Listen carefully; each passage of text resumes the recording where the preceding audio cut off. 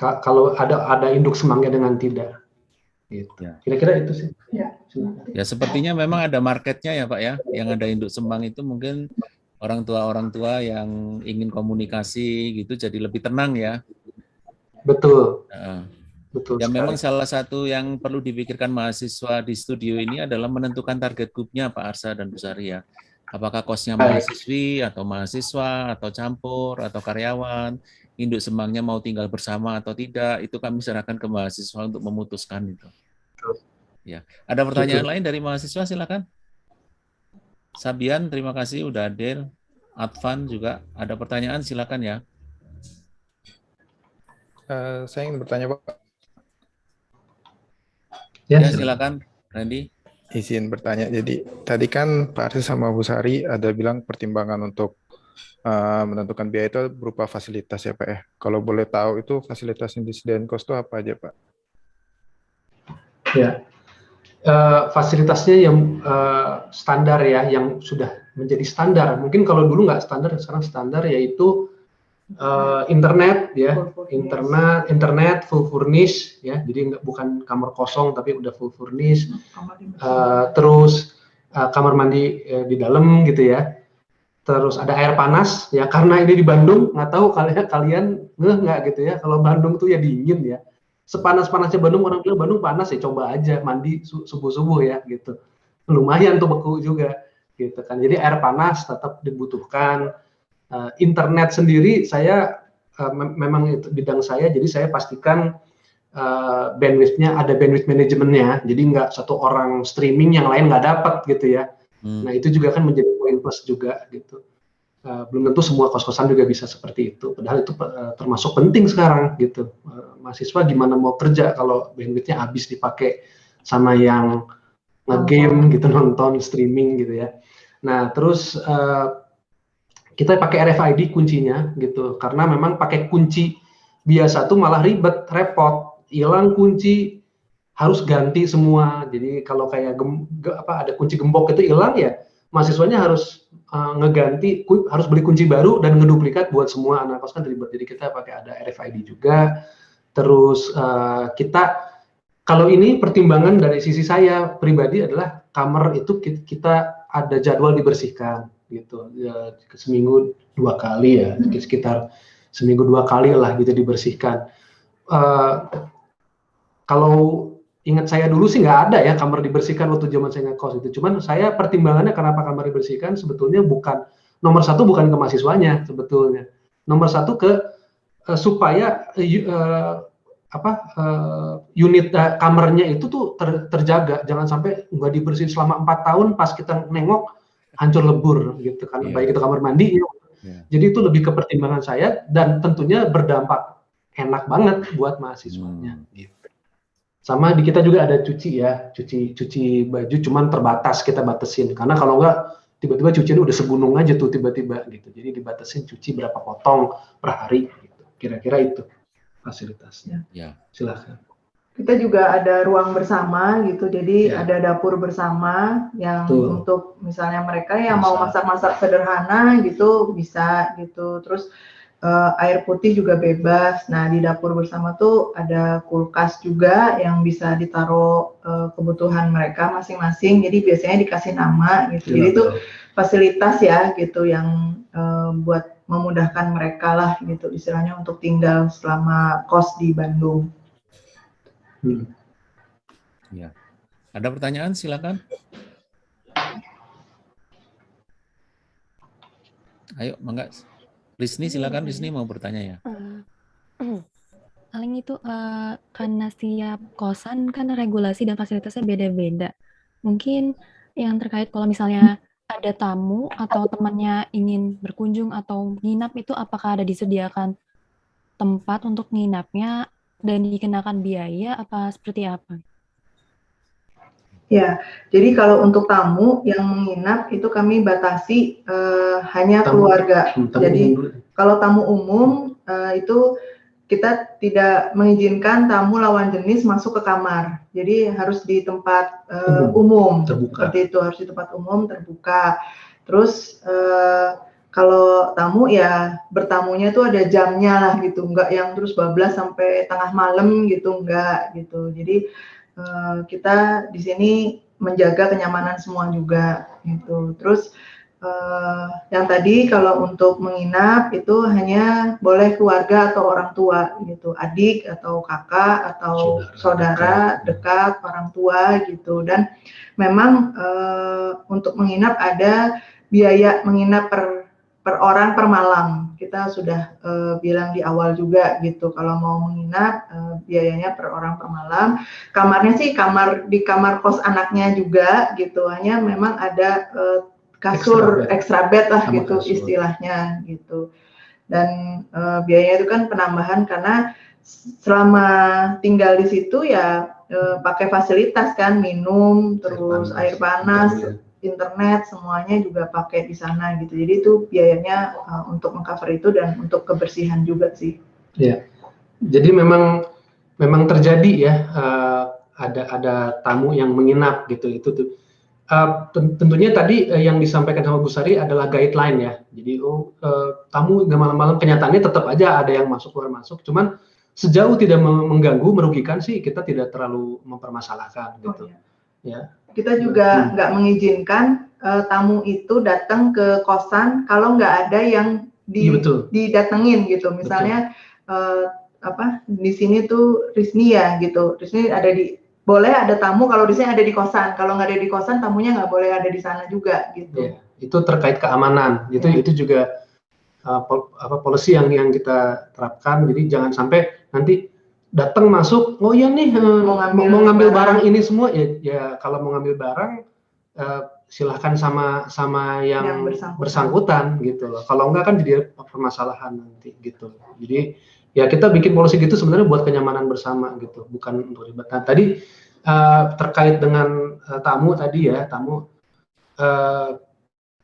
ya yang terjadi lebih ke orang tua ya. Jadi orang tua kalau anaknya agak kurang sehat bagaimana suka ditemenin gitu ya, karena memastikan tahu misalnya anaknya ada alergi apa lagi kumat, nah suka datang gitu ya nemenin. Nah ya itu sih juga nggak ada masalah buat kami ya, paling ada biaya. Sebetulnya biaya itu sebenarnya kita terapkan biaya juga bukan untuk mencari profit, tapi pada dasarnya untuk masuk akal aja gitu, karena mereka pakai untuk menggunakan fasilitas bayar air dan apa semua, dan sebagai poin bahwa ya tidak terus bukan berarti kalau ada kosan terus nanti siapapun juga bisa nginep di sana gitu. Jadi kita terapkan seperti itu untuk menyadarkan juga bahwa ini tuh bukan terus jadi bebas merdeka, ada siapapun bisa nginep gitu, tanpa batas gitu istilahnya. Ya, gitu. Pertanyaan lain, silakan. Saya izin bertanya, Pak. Ya, silakan Reza. Ini mau tanya kalau mengenai parkiran, apakah disediakan parkiran yang sedikit, yang luas gitu? Soalnya kan beberapa mahasiswa yang sewa kos-kosan itu kan kadang ada yang membawa motor, seperti saya ketika tahun lalu ngekos di situ juga, itu kan ada yang bawa motor. Mungkin ada juga beberapa mahasiswa yang biasanya bawa mobil gitu. Itu kira-kira gimana ya untuk permasalahan parkiran? Ya, kurang lebih seperti itu, Pak. Oke, ya. Terima kasih. Jadi memang parkiran itu menjadi suatu tantangan tersendiri ya. Gitu. Kalau kita bicara mall, parkiran itu jadi isu ya. Kalau rumah sakit, parkiran juga hotel itu kan kita juga lihat di Bandung, hotel gede, parkiran juga terbatas karena memang lahannya juga kan costly juga ya untuk menyediakan parkiran. Kalau di kami parkiran itu bisa ada menjadi fasilitas. Ya, dan parkiran itu bisa buat mobil itu bisa 3, 1, 2, 3. Kalau mobilnya kecil-kecil 4 tuh masuk, tapi kalau mobilnya udah expander gitu ya, Avanza expander kayak gitu-gitu ya, itu paling 3. Nah, motor bisa masuk cukup ya, motor mungkin bisa masuk 4-5 motor lah masuk gitu ya. Ya, ini di area yang saya ya tinggalin. Kalau di area yang satu lagi itu mah luas, motor bisa berapa puluh juga muat, itu puluhan motor gitu. Mobil paling yang masuk akal 4 mobil lah yang paling masuk akal. Nah, Untuk mobil, dia tadi diingatkan sama Bu Sari, memang untuk mobil kita tambahkan biaya juga, biaya kendaraan. Ya. Sama, bukan untuk keuntungan, tapi untuk ya kalau nggak urgent banget bawa mobil, nggak usah lah gitu. Sebenarnya maksudnya begitu gitu ya. Nah, tapi kenyataannya tetap mungkin karena memang nyaman ya, udah terbiasa pakai mobil apa semua gitu. Memang tantangannya tuh di kosan itu adalah lahan parkir mobil gitu loh. Makanya sebetulnya sudah bisa dipecahkan dengan apa tuh? Ojol ya, ojek online maupun taksi online kan sebetulnya. Cuman tetap masih ada yang pengen bawa kendaraan. Jadi mudah-mudahan para mahasiswa ITB juga punya awareness juga gitu bahwa situasi apa ya istilahnya di kosan-kosan itu kan memang terbatas, baik jalannya mungkin terbatas, lahan parkir terbatas. Jadi ada awareness juga gitu. Kalau parkir juga jangan mengganggu orang, jangan mengganggu lingkungan. Jadi bisa mempresentkan diri bahwa sebagai mahasiswa tuh ada awareness-nya juga kayak gitu. Memang lahan parkir itu tantangan. Nah, kalau kami yang tadi disampaikan ya ada kita kasih tempat dan itu duluan aja, siapa yang duluan ya udah dia pakai, nanti kalau pergi nanti baru diganti. Saya mau bawa mobil juga. Keamanan tanggung jawab. Betul, yang pasti ya keamanan tanggung jawab masing-masing gitu aja. Ya. Kira-kira itu. Silahkan. Ya. Ada pertanyaan? Sabian, Menik, Advan, Hafiza, Rizal yang belum bertanya? Ingin bertanya, cuma mohon maaf Pak, tadi saya tidak mengikuti yang sesi pertama, jadi saya takut apabila ada pertanyaan yang mengulang. Ya. Ya, silakan Sabian. Dalam segi mungkin programming ruang Pak, desain, apakah mungkin seluruh ruangan itu hanya digunakan memang dalam purpose untuk kos-kosan? Nah, apakah mungkin ada ruangan yang memang gunanya untuk mungkin apabila ada yang ingin menginap terpisah, seperti tadi ada orang tua yang ingin menginap, mungkin bisa menginap terpisah di kamar ini, yaitu kamar untuk tamu. Dan mungkin apakah itu juga membuka posibilitas untuk membuat seperti boleh mungkin sebuah ruangan menginap yang lebih publik, yang bisa untuk mungkin harian orang ingin menginap, datang pulang pergi, seperti itu. Ya, baik, mungkin itu Bu dan Pak. Terima kasih. Ya, terima kasih pertanyaannya. Pas ini mau nanya, Sabian tuh dulu yang di SKC bukan sih? Benar Bu. Iya, makanya kok familiar gitu.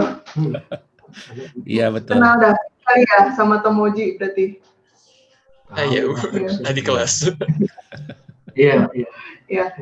Jadi terkait pertanyaan yang tadi, kita memang area untuk menginap private itu nggak ada gitu ya. Jadi kalau yang kejadian sekarang karena pandemi ini nggak semua kamarnya penuh keisi gitu. Kalau ada keluarga atau saudaranya memang datang ke Bandung, terus bilang memang di awal ini kejadian juga gitu. Orang tuanya di Kalimantan gitu, terus keperluan wisuda daripada dia nginep di hotel, saya bisa nggak nyewa satu kamar selama saya tinggal di Bandung gitu. Karena kamarnya ada ya nggak masalah gitu. Kita berikan lah gitu untuk mereka bisa menginap di kosan juga gitu.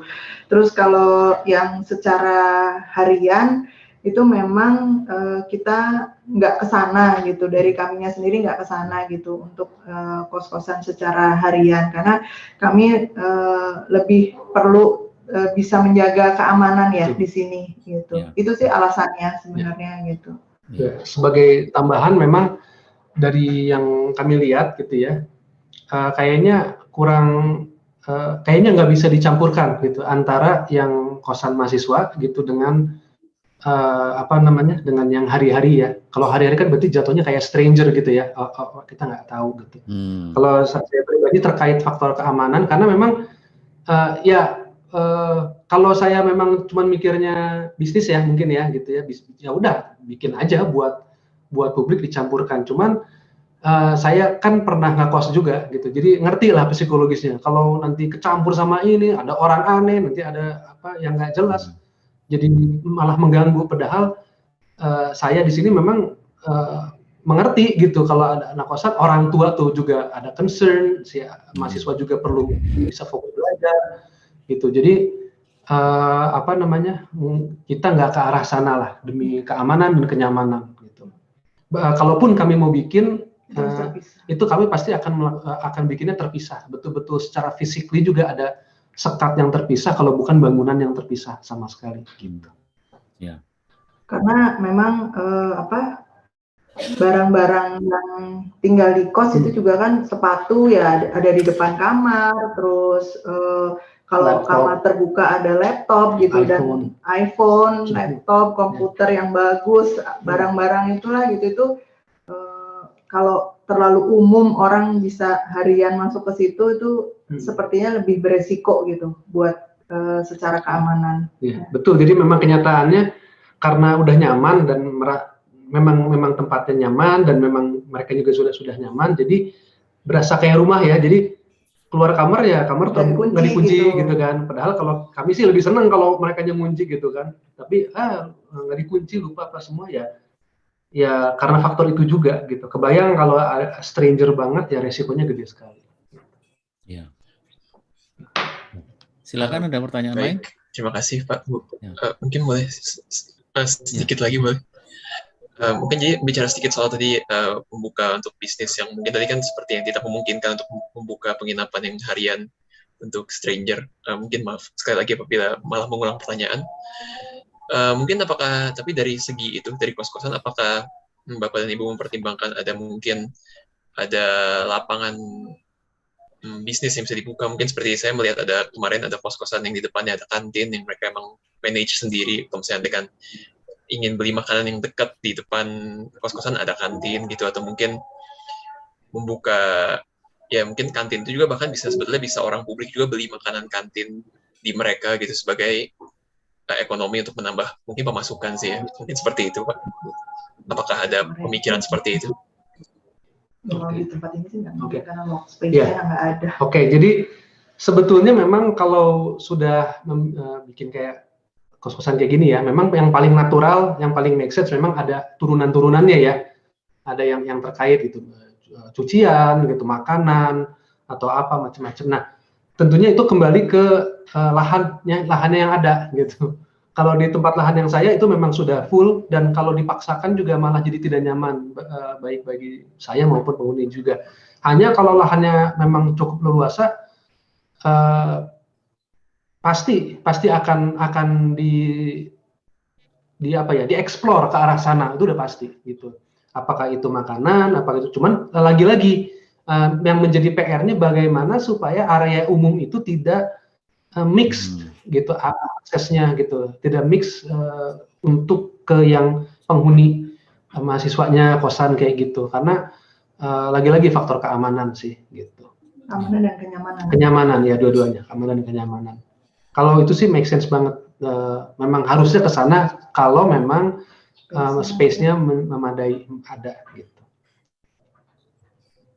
Baik, terima kasih Pak dan Bu. Lain silakan. Menik mau bertanya, Advan? Saya Alfiza mau bertanya Pak.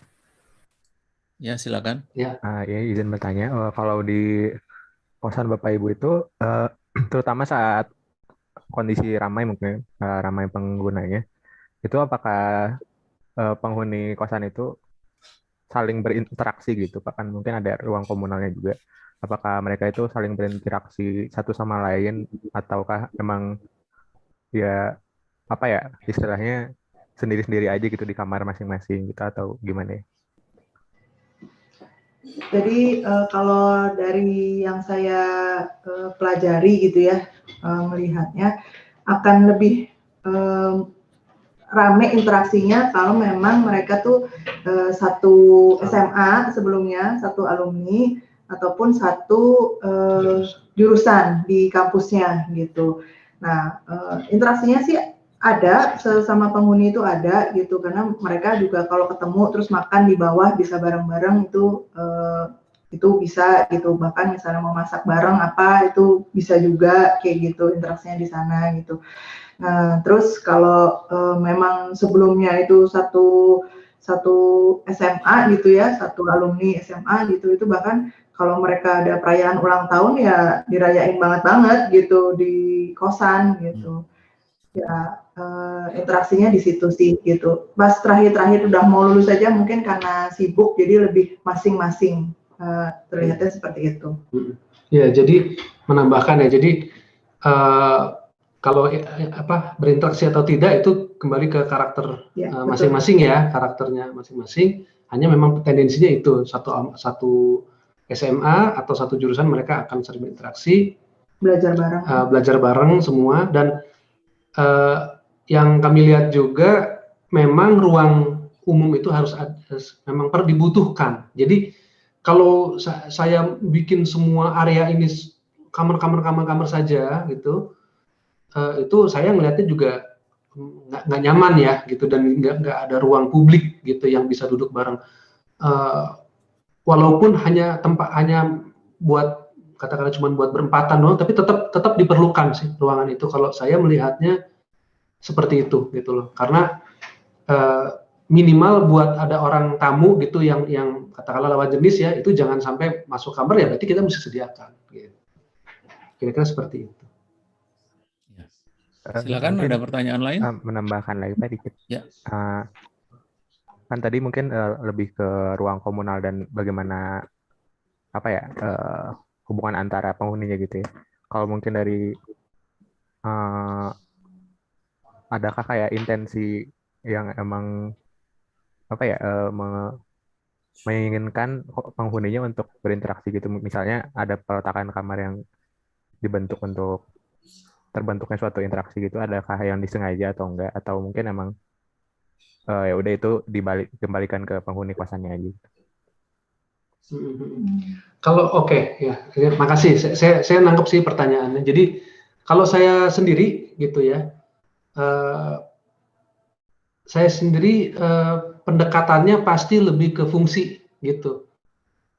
Jadi ketika saya membuat kosan itu, saya berpikir ada banyak faktor kan yang harus pertimbangkan, fungsinya, kenyamanannya, biayanya apa semua. Jadi terus terang aja saya sih tidak memikirkan sampai gimana supaya kamarnya ini layout supaya mereka tuh akan tatap muka gitu, akan ketemu, akan sisipan terus jadi mereka berinteraksi. Saya sih nggak sampai sana, karena nomor satu saya mikirnya bagaimana secara fungsinya dia tuh nyaman, terus juga udara dan cahayanya juga bagus gitu. Nah, buat saya sih lebih ke situ dulu yang nomor satu gitu. Fungsi dan kenyamanan itu kayaknya dimaksimalkan secara bersamaan. Tentunya fungsi kenyamanan dana ya gitu, itu bisa dimaksimalkan. Kalau yang lain-lain mungkin setelah itu tercover baru bisa dimainkan di sana. Tapi itu tentunya pribadi saya ya. Salah satu yang kita lakukan biasanya juga untuk membuat ada interaksi antara penghuni itu, kita ada grup WA atau Line gitu ya. Jadi nanti kalau ada informasi-informasi dari kosan gitu, dari pengurus gitu, itu diinformasikan ke mereka semua langsung sekaligus. Terus ada yang ulang tahun ya, kita sampaikan selamat ulang tahun di situ. Jadi ada interaksinya gitu, karena akhirnya tahu ulang tahun, ada yang beli kue terus bagi-bagi ke temannya kayak gitu. Tergantung karakternya masing-masing sih. Juga dari kami juga katakanlah kayak misalnya ada Lebaran ya, hari raya Idul Fitri, Lebaran gitu, pulang, dan masih ada yang di kosan gitu ya, nggak pulang, yaitu kita ajak makan gitu ya, makan bareng gitu, atau Idul Adha juga sama ya, hari-hari raya, tahun baru atau kayak gitu-gitu ya. Pas lulus, kan banyak yang bareng-bareng lulusan gitu, jadi kita istilahnya tumpengan bareng lah gitu. Jadi itu acara-acara barengnya sih lebih ke situ gitu. Jadi karena itu jadi otomatis diperlukan ruang bersama kan, gitu. Nggak bisa full kamar. Gitu. Ya. Jadi kalau ada induk semang itu anak kos itu seperti anak sendiri ya. Induk semang seperti orang tua yang menggantikan sementara gitu ya, Pak Arsa dan Bu Sari. Ada pertanyaan lain, silakan. Mungkin saya mau nanya Pak. Ya, kalau tadi kan sempat nyinggung karakter-karakter dari kayak yang penyewanya gitu. Kalau selama ini karakter dari penyewa yang pernah Bapak sama Ibu dapat tuh kayak gimana aja? Mungkin sih. Ya mungkin saya tambahkan, ada nggak yang bikin repot misalnya ya? Suka bikin masalah gitu, ada nggak kira-kira? Gitu ya. Jadi, saya. Ya, kasus terekstrim ya gitu, karena memang mereka kos di sini, jadi mereka tuh pakai alamat saya, pakai nomor telepon saya sebagai walinya di ITB gitu Pak. Gitu.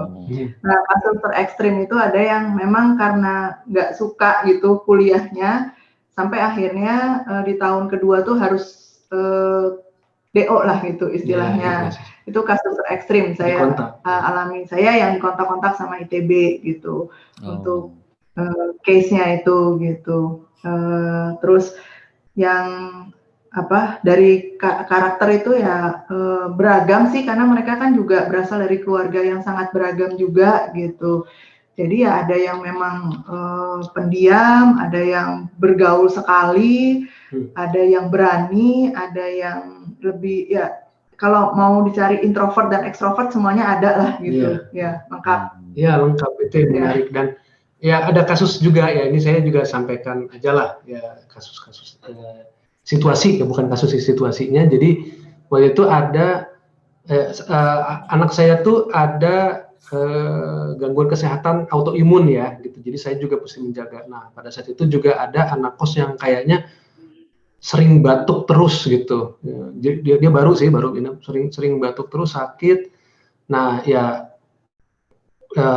dan apa ya? Jadi kepikiran gitu. Kita udah tanyain gimana, tapi kok terus gitu kayaknya. Jadi akhirnya kita bilang ini kayaknya perlu berobat dulu gitu, perlu mencari tempat yang lebih safe lah gitu, karena ada kasus anak saya juga. Nah itu salah satu kasus. Jadi ada obrolan yang cukup panjang lah dengan orang tuanya juga gitu, yang akhirnya memang orang tuanya juga mutusin bahwa si anak ini mending dicari tempat yang lebih match lah gitu, mungkin karena nggak tahu itu apakah dia sakit apa gitu, apakah takutnya kan TBC ya gitu. Walaupun harusnya enggak, tapi tetap kan harusnya itu dirunut apa kenapa, cuman concern gitu, kita sampai concern seperti itu karena kalau mikir nggak enak ya saya dengan mudahnya ya udah nggak enak, tapi nanti kalau ada satu yang kena bukan cuma anak saya tapi seluruh rumah bisa kena. Dan penyakit kayak TBC itu kan, aduh menularnya tuh luar biasa, menular sekali, dan pengobatan juga panjang. Jadi ada case seperti itu, dan itu ya menantang ya, harus komunikasi, harus gini semua. Mungkin ada pihak yang nggak terima juga apa gimana semua gitu. Kira-kira gitulah. Ya itu tadi beragam, jadi karakternya komplit lah gitu. Ada yang juga ketitipan, anak yang sampai dia dari kecil sampai besar juga nggak pernah makan nasi gitu. Dan IPK-nya 4 gitu. Jadi di kita tuh ya ada yang memang karena nggak suka sama kuliahnya, ada juga yang kebablasan main game kayak gitu. Jadi kita mengingatkan semua, walaupun kalian sudah mahasiswa perlu aware gitu, tanggung jawabnya tuh apa gitu, jangan sampai menyesal dan mengecewakan banyak pihak lah seperti itu. Jadi memang karakter beda-beda, latar belakang keluarga beda-beda, itu yang membuat kita jadi terus belajar sih sebenarnya, belajar kenal karakter juga gitu. Jadi ada tambahan juga, jadi ada satu kasus khusus di mana ada yang masuk ya dari ya tentunya dari luar kota ya, gitu mau masuk, hanya karena si latar belakang orang tuanya ini terbatas ya, mungkin secara perekonomian juga, jadi dia memintanya berdua, satu kamar itu berdua. Nah kebetulan tuh ada unit yang memang gede, cukup gede itu ruangannya, jadi kita izinkan lah gitu, karena memang ya mahasiswa masuk ITB berarti berprestasi ya gitu kan, dan hanya karena dia kurang ada tantangan dari sisi perekonomian, ya masa kita nggak berikan keringanan lah gitu. Jadi ada kasus seperti itu juga gitu, kita bolehkan lah gitu, otomatis kan jadi bebannya ringan gitu. Ya. Gitu juga. Ya ini karena udah jam makan siang ya, terus ini udah 40 menit kedua, kita juga nggak ingin ngerepotin terlalu lama ini. Mungkin ini pertanyaan terakhir ya teman-teman semua ya. Saya izin bertanya Pak Arsa dan Bu Sari ya. Seandainya Pak Arsa dan Bu Sari akan membangun indekos yang baru, kira-kira bayangannya ingin yang seperti apa? Bayangannya saya sih yang pasti perlu nyaman, fungsinya dapat gitu ya, secara fungsi memang untuk tempat tinggal anak belajar tuh nyaman gitu.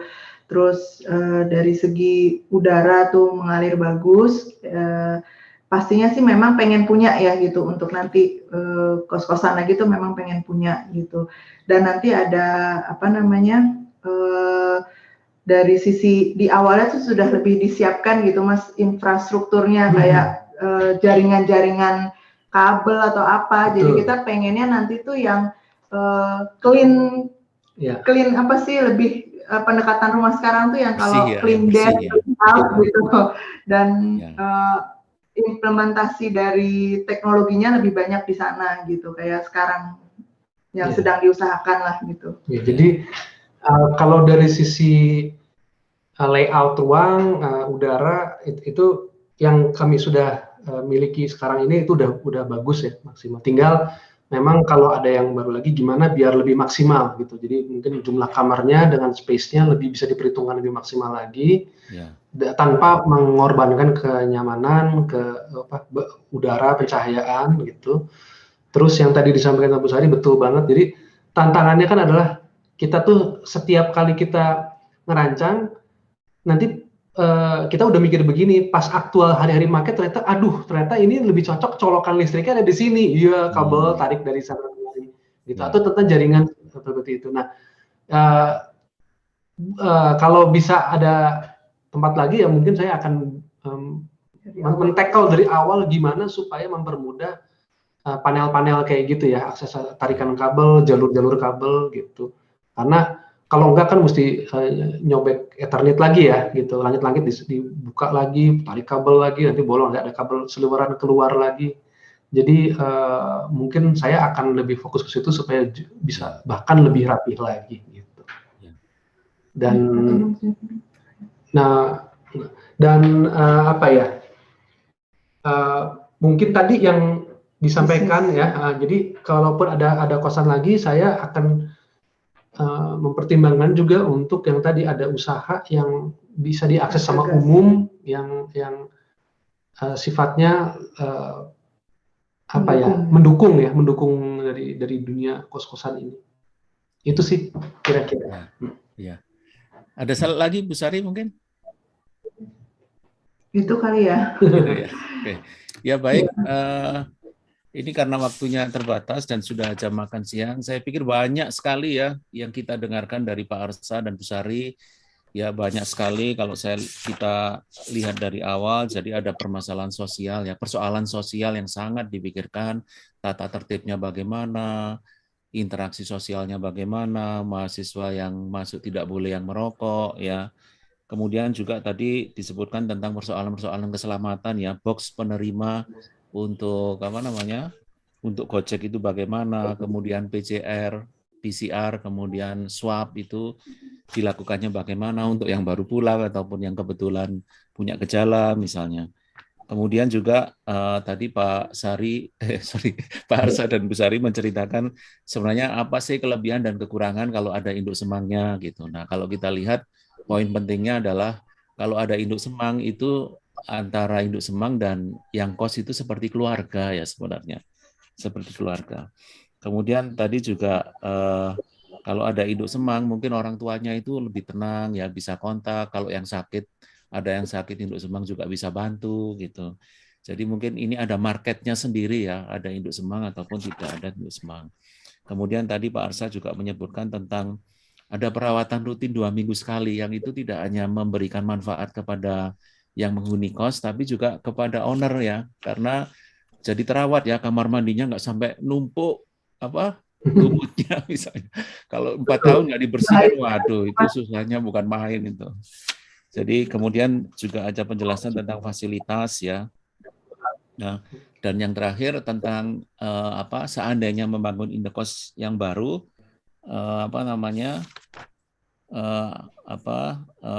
kalau kita lihat poin penting dari Pak Arsa dan Bu Sari adalah sebenarnya benar-benar orientasinya itu pada kenyamanan yang menghuni kos ya. Udaranya bagus, cahayanya bagus, infrastruktur kabel juga semuanya tersedia. Nah, tentang infrastruktur kabel ya, ini sering terlupakan ya oleh arsitek. Jadi nanti saya berharap teman-teman mahasiswa berkenan untuk mempertimbangkan ya jalur untuk listrik lewat mana, kabel-kabel wifi, internet, televisi lewat mana, saluran air bersih, saluran air kotor lewat mana. Kalau perlu ada perawatan, perawatannya gampang, itu nanti benar-benar dipertimbangkan gitu. Nah, tadi juga Pak Arsa memberikan clue kalau seandainya ada kesempatan, ingin juga ada usaha yang lain gitu. Nah, nanti mahasiswa silakan memutuskan ya, perlu nggak ada tambahan, ada kantin, ada toko kecil, ya itu bebas ya mahasiswa untuk mempertimbangkannya gitu. Jadi untuk hari ini terima kasih banyak Pak Arsa dan Bu Sari. Saya pikir sudah meluangkan waktu 40 menit dikali 2 kali. Terima kasih banyak. Dan saya pikir kita lihat apa yang diceritakan oleh Pak Arsa dan Bu Sari itu benar-benar penuh passion ya, penuh passion gitu. Semuanya diceritakan dan detail-detail yang informasi yang disampaikan saya pikir sangat bermanfaat untuk mahasiswa untuk merumuskan nanti target grupnya siapa, ya kos yang akan dirancang itu kira-kira bagaimana gitu. Ya nanti kita akan mengundang juga owner-owner Indokos yang lain beberapa ya supaya mahasiswa juga ada masukan yang lain. Terima kasih banyak Pak Sari dan Bu Arsa. Mahasiswa, mari kita ucapkan terima kasih ke Pak Arsa dan Bu Sari. Ya, Terima kasih Bu. Terima kasih Pak. Ya ini yang terakhir kita screenshot ya Pak. Yuk silakan menyalakan video semua, kita screenshot. Supaya ada kenangan. Meni mau menyalakan video? Maaf Pak, koneksinya lagi kurang stabil. Lagi kurang pas. Oke, baik. Saya screenshot ya. Smile 1, 2, 3. Oke, 1, 2, 3. Oke. Terima kasih ya Pak Arsa dan Bu Sari ya. Setelah ini saya mungkin izin kontak lewat WA. Ya. Terima kasih ya mahasiswa yang sudah hadir ya. Terima kasih. Terima kasih. Ya, terima kasih meskipun hari Sabtu mahasiswanya juga semangat ikut ini. Ternyata yang ikut bukan hanya kelompok saya. Langsung aja ya Mas Hanson. Izin pamit. Ya, terima kasih ya. Ya, terima kasih Pak. Terima kasih, mari-mari. Saya tutup ya. Makasih Pak. Baik Pak. Ya, Terima kasih terima Pak. kasih. Ya,